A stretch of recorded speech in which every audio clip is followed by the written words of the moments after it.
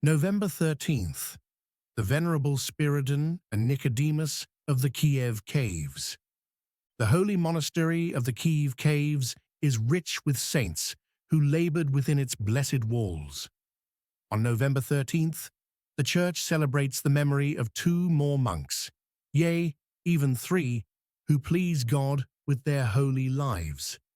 But the two men are particularly special. It is not uncommon for the lives of many Christian saints to seem too lofty an example for us to follow. They were strong in the face of persecutions, but we are weak. They were learned in divine mysteries, but we are ignorant. They were great ascetics, but we struggle just to snack less.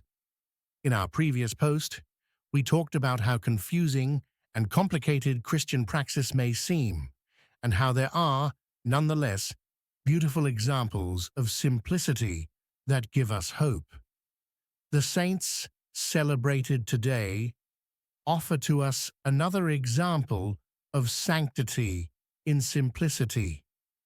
The hagiography of the Venerable Spyridon and Nicodemus is very short, only a few lines that encompass two entire human lives, even three. Saint Spyridon came to the Kiev Caves from a village sometime in the middle of the 12th century. He was unlearned and illiterate, but diligent, and yearning to live a simple life of obedience in the monastery. Spyridon was not very young when he entered the monastery, and nothing at all is known about his life before he became a monk. But we know that this was during the time of Saint Abbot Poman, who was called the Faster because he had the discipline of eating only once a week and only very little. In our previous post, we talked about the life of Saint Hilarion of the Kiev Caves, who had the same discipline a century earlier.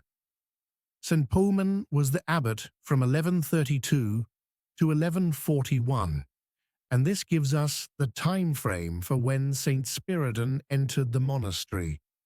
Once at the monastery, Saint Spyridon learned how to read and, in time, memorized the entire book of Psalms.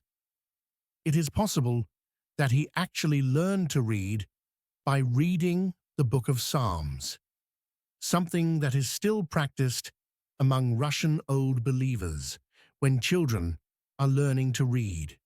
In a curious connection to the old believer story, the holy relics of Saint Spyridon rest in the near caves at the monastery, and the fingers on his right hand are folded in what some may recognize in the new believer way. One may recall that the question of how to fold one's fingers became one of the points of contention between the old believers and the new believers in the 17th century.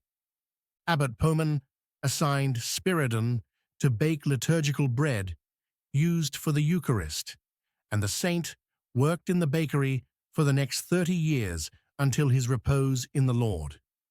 He was known for his diligence, simple and pure life, and for singing the Psalms as he worked.